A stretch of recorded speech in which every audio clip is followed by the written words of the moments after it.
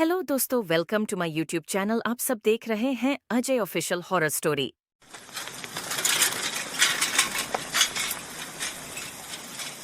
रात के 2 बज रहे थे और विराट मेघालय और असम बॉर्डर के बीच पड़ने वाली किश्नोई नदी पार कर रहा था।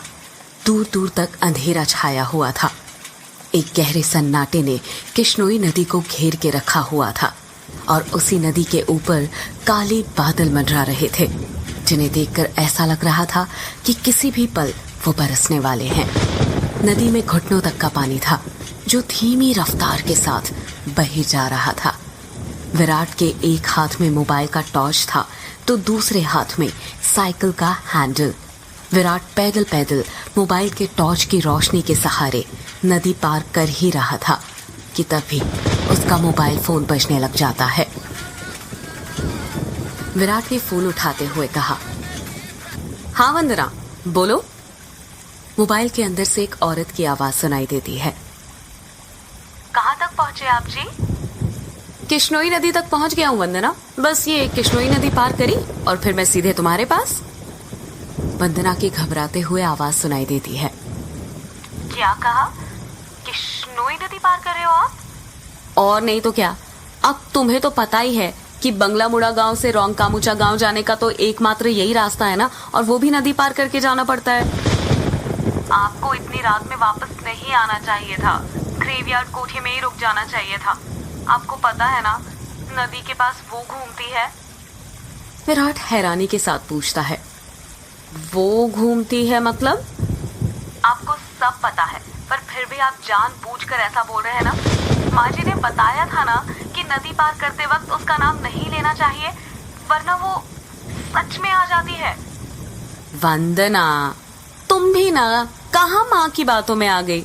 लगता है माँ ने तुम्हें भी यक्षिणी की कहानी। विराट अपनी बात पूरी करता उससे पहले ही वंदना घबराते हुए कहती है, चुप हो जाओ जी। हे काली माँ, मेरे पति की रक्षा करना और अनजाने में इनसे जो अनर्थ हुआ है उसके लिए माफ कर देना। अब ये कभी उसका नाम नहीं लेंगे। विराट हंसते हुए कहता है, क्या वंदना, तुम भी ना, ये यक्षिणी वक्षिणी ना कुछ नहीं होता, समझी? ये सब बस मनगढ़ंत बातें हैं जो गांव वालों ने बनाई हैं, और कुछ नहीं। आप नहीं मानते तो मत मानिए, पर मैं तो मानती हूँ ना। आप ना जल्दी से आ जाइए बस। हाँ वंदना, आ रहा हूँ, बस ये नदी तो पार कर लूं पहले। अच्छा, मैं रखती हूँ। अरे ऐसे कैसे? तुम्हें नहीं लगता तुम कुछ भूल रही हो? मैं भूल रही हूँ? क्या भूल रही हूँ? यक्षिणी के बारे में याद रख सकती हो, लेकिन ये याद नहीं रख सकती कि आज हमारी शादी की सालगिरह है। गलती हो गई जी, माफ कीजिएगा। आपकी फिक्र में तो मैं भूल ही गई थी। विराट मुंह बनाते हुए कहता है, अब भूल गई थी ना तो उसकी सजा तो मिलेगी तुम्हें। सजा के लिए तैयार रहना। वंदना प्यार से पूछती है, अच्छा, तो क्या सजा देंगे आप? तुम्हारी सजा ये है कि तुम्हें आज रात भर जागना पड़ेगा। वंदना शर्मा जाती है और शर्माते हुए कहती है, आप भी ना कैसी कैसी बातें करते हैं आप। अरे अपनी पत्नी से ऐसी बातें नहीं करूंगा तो किससे करूंगा? ठीक है, आ जाइए, मैं इंतजार कर रही हूँ आपका। जल्दी आना। वंदना फोन कट कर देती है और विराट वापस से नदी पार करने लग जाता है। अभी विराट ने 1-2 कदम आगे बढ़ाए ही थे कि तभी उसको पायल बजने की आवाज सुनाई देती है। विराट को लगता है कि उसके पीछे से कोई लड़की भागते हुए निकली हो।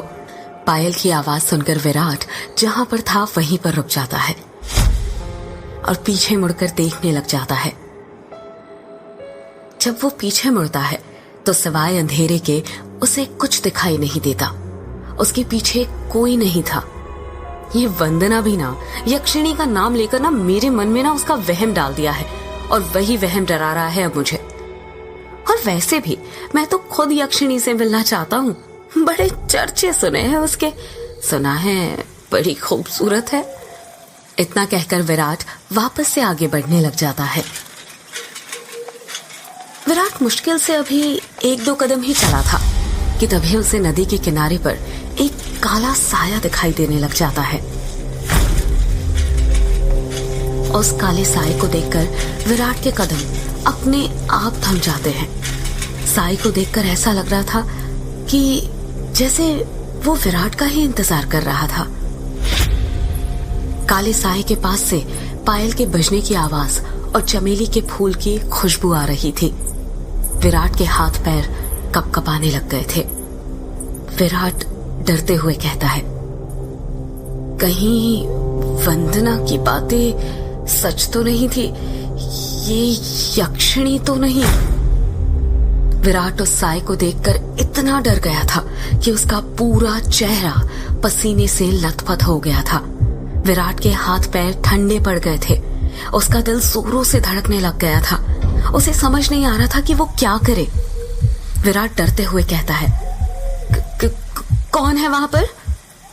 कोई जवाब नहीं आता है। सन्नाटा अब भी छाया हुआ था। विराट अपने मोबाइल का टॉर्च उस काले साए पर मारने लग जाता है। जब उस टॉर्च की रोशनी उस काले साए पर पड़ती है तो विराट देखता है कि वो साया और किसी का नहीं बल्कि एक लड़की का था। नदी के किनारे पर एक बहुत ही खूबसूरत लड़की खड़ी हुई थी, जिसकी उम्र करीब 24 साल और लंबाई 5 फीट 2 इंच थी।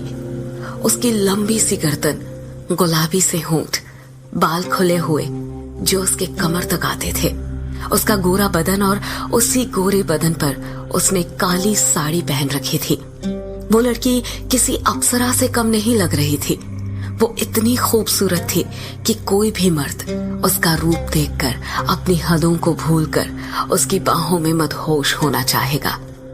वो लड़की अपने हाथ से विराट को इशारा करते हुए अपने पास बुलाती है। उस लड़की को देखकर विराट भूल गया था कि यक्षिणी जैसी कोई चीज भी होती है।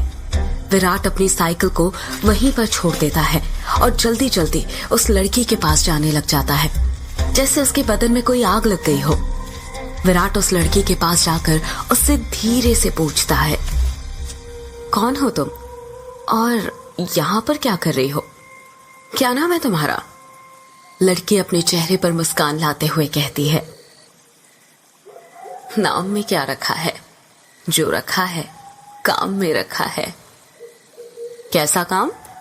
लड़की विराट की आंखों में देखते हुए कहती है, वही काम जो तुम घर पर जाकर अपनी पत्नी के साथ करने वाले थे। तुम उसे आज रात भर जगाना चाहते थे ना? क्या तुम मुझे नहीं जगाओगे?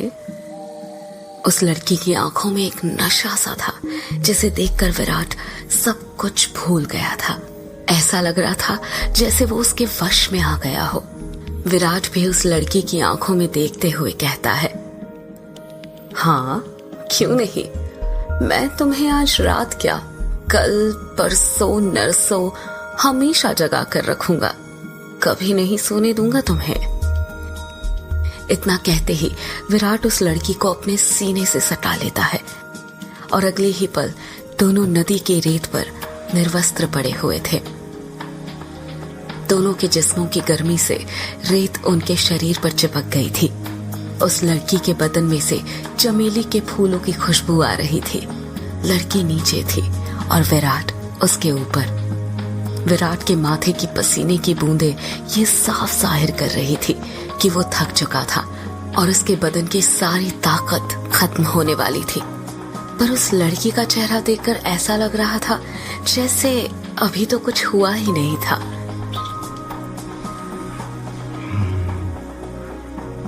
उसके अंदर की प्यास अभी बुझी नहीं थी।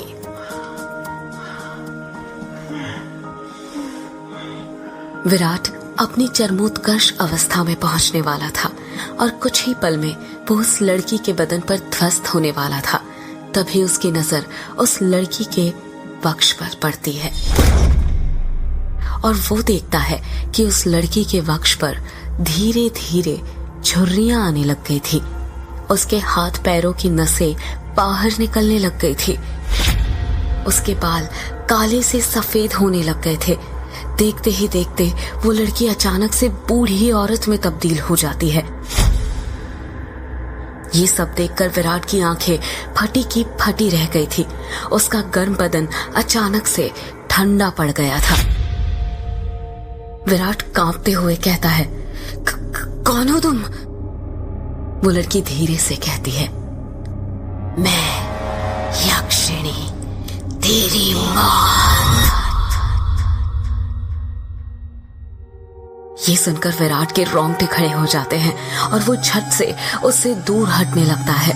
पर उसी वक्त यक्षिणी उसे अपने दोनों हाथों से पकड़ लेती है और कहती है, अभी कहाँ जा रहे हो प्रियतम? मेरी प्यास अभी बुझी नहीं है। तुम तो मुझे कल, परसों, नरसों, हमेशा तक जगाना चाहते थे ना। क्या हुआ? थक गए या डर गए मेरा असली रूप देखकर? विराट उसका खौफनाक चेहरा देखकर इतना डर गया था कि कुछ भी नहीं बोल पा रहा था। उसको यक्षिणी की आंखों में खुद की मौत नजर आ रही थी। यक्षिणी गुस्से में कहती है, वासना की प्यास में तू ये भूल गया कमीने कि तेरी पत्नी वंदना तेरा घर पर इंतजार कर रही है और तू यहाँ पर मेरे साथ। तुम मर्द कभी एक स्त्री से प्यार नहीं कर सकते। तुम्हारी हवस कभी खत्म नहीं होने वाली। इतना कहकर यक्षिणी अपना हाथ विराट के सीने पर रख देती है। यक्षिणी के लंबे लंबे काले नाखून थे जो चाकू की तरह पैने थे। विराट डरते हुए कहता है, नहीं नहीं, ऐसा मत करो, जाने दो मुझे। जाने ही तो दे रही हूँ। पहली भटोला, पहली भटोला, पहली भटोला। इतना कहकर यक्षिणी अपना हाथ विराट के सीने के अंदर घुसा देती है और उसी वक्त जोर से काले बादल गरजने लगते हैं और बारिश होने लग जाती है। विराट के शरीर का खून नाखूनों के सहारे यक्षिणी के शरीर में जाने लग जाता है। जैसे जैसे खून यक्षिणी के शरीर के अंदर जा रहा था, वो वापस से जवान होते जा रही थी। यक्षिणी वापस से अपने पुराने रूप में आ गई थी और विराट का शरीर सूखकर सफेद पड़ गया था। उसके अंदर खून की एक बूंद तक नहीं थी, पर उसकी धड़कनें अब भी चल रही थी। यक्षिणी अपना मुंह विराट के कान के पास ले जाती है और फुसफुसाते हुए कहती है, राम नो राम रो, राम रो, राम नो राम नो राम रो। इतना कहकर यक्षिणी अपना खून से सना हाथ विराट के सीने से बाहर निकालने लग जाती है। जैसे ही यक्षिणी अपना हाथ विराट के सीने से बाहर निकालती है, विराट अपना दम तोड़ देता है, क्योंकि यक्षिणी के हाथ में विराट का दिल था जो सिकुड़ चुका था। अगले ही पहल यक्षिणी विराट का दिल लेकर गायब हो जाती है, ठीक उस तरह जिस तरह बारिश की बूंदें होती है।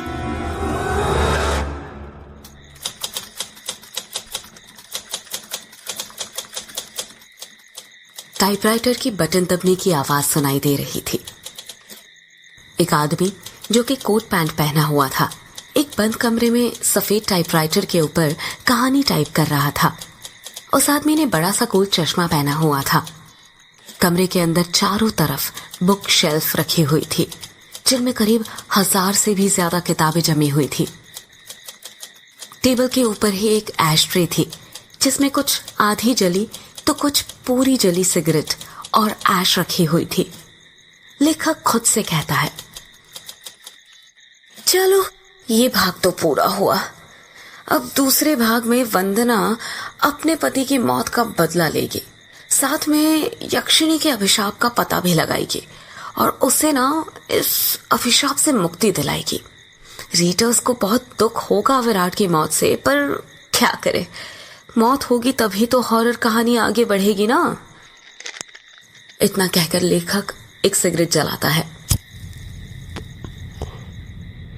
और उसके कश खींचते हुए अपने मोबाइल से किसी को फोन करने लग जाता है।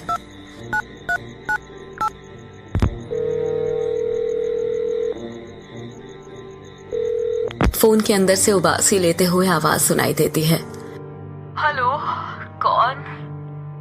हेलो जगदीश, वो मैं बोल रहा था कि कहानी तैयार हो गई है। अच्छा सर, आप हैं? क्या कहा आपने? कहानी तैयार हो गई? ये तो बहुत अच्छी बात है सर, पर बुरा मत मानिएगा सर। ये बात आप मुझे सुबह भी तो बता सकते थे। इतनी रात में कॉल करने की क्या जरूरत थी? लेखक सिगरेट का कश खींचते हुए कहता है। क्या कहा? इतनी रात में? आखिर अभी वक्त ही क्या हुआ है? बस। लेखक ने इतना कहा ही था, तभी उसकी नजर उसके हाथ की पुरानी सी वॉच पर पड़ती है और वो देखता है कि रात के 3:05 हो रहे थे। लेखक अपनी गलती महसूस करते हुए कहता है, अरे 3 बज गए, इतनी रात हो गई। मुझे तो पता भी नहीं चला। मुझे तो लगा अभी 9-10 ही बज रहे होंगे। कोई बात नहीं सर, मैं समझ सकता हूँ। आप इतनी लगन के साथ इतनी कहानी लिखते हैं कि आपको वक्त का एहसास ही नहीं होता। हाँ, ये तो है। देखना, जब ये किताब आएगी ना तो लोगों के रोंगटे खड़े हो जाएंगे। रात भर जाग कर ये कहानी लिखी है मैंने। वो तो होनी ही है सर। आखिर आपकी कहानी में जान होती है, इतनी जान कि सोए हुए मुर्दों को भी जगा दे और उनको भी कहानी सुनने के लिए मजबूर कर दे। वैसे अभी जो कहानी आपने लिखी है उसका नाम क्या है? इस कहानी का नाम है यक्षिणी एक डायन। मोबाइल के अंदर से हैरानी के साथ आवाज सुनाई देती है। क्या कहा सर? यक्षिणी? हाँ, यक्षिणी। क्या हुआ, तुम इतना शॉक्ड क्यों लग रहे हो? सर, मैंने सुना है ये जो यक्षिणी है ये आपके गांव के पास जो किश्नोई नदी है वहां पर घूमा करती है और मर्दों के साथ वो सब, यानी वही सब करके उन्हें मार देती है। हाँ तो सर, आपको डर नहीं लगता जिस गांव में यक्षिणी घूमती है वहीं पर रहकर उसके बारे में कहानी लिखकर अगर यक्षिणी ने आपको कुछ कर दिया तो? जगदीश, यक्षिणी इतनी बुरी नहीं होती जितना गांव के लोग और तुम सब समझते हो। मतलब ये कि यक्षिणियां बहुत अच्छी होती है। इतनी अच्छी कि दूसरों की खुशी के लिए अपना सब कुछ कुर्बान करने के लिए तैयार हो जाए। पर कभी कभी जिंदगी में कुछ ऐसी घटना घटती है कि आपकी पूरी जिंदगी बदल जाती है। कैसी घटना सर? मैं कुछ समझा नहीं। पौराणिक मान्यताओं के अनुसार हमारे ब्रह्मांड में अनेक लोक हैं, जिसमें देवी देवताओं, सुर राक्षसों का वास होता है। इन सभी लोगों की दूरी पृथ्वी से अलग अलग है। कहा जाता है कि इन सभी लोकों में विष्णु लोक सबसे ऊपर है और सबसे निचला लोक यक्ष यक्षिणियों और अप्सराओं का है, जो पृथ्वी से सबसे नजदीक है। जो लोक पृथ्वी के सबसे नजदीक है, उस लोक के देवी देवताओं की पूजा करने से वो देवी देवता जल्दी प्रसन्न होते हैं। जगदीश बीच में ही बोल पड़ता है। ऐसा क्यों सर? उस लोक के देवी देवता जल्दी प्रसन्न क्यों होते हैं? क्योंकि लगातार ठीक दिशा और समय पर किसी मंत्र की साधना करने से उन देवी देवताओं तक तरंगे जल्दी पहुंचती है। यक्ष यक्षिणियों के लोक में से ही एक यक्षिणी द्वापर युग के अंत में पृथ्वी पर आई थी, जिसको एक अभिशाप मिला था।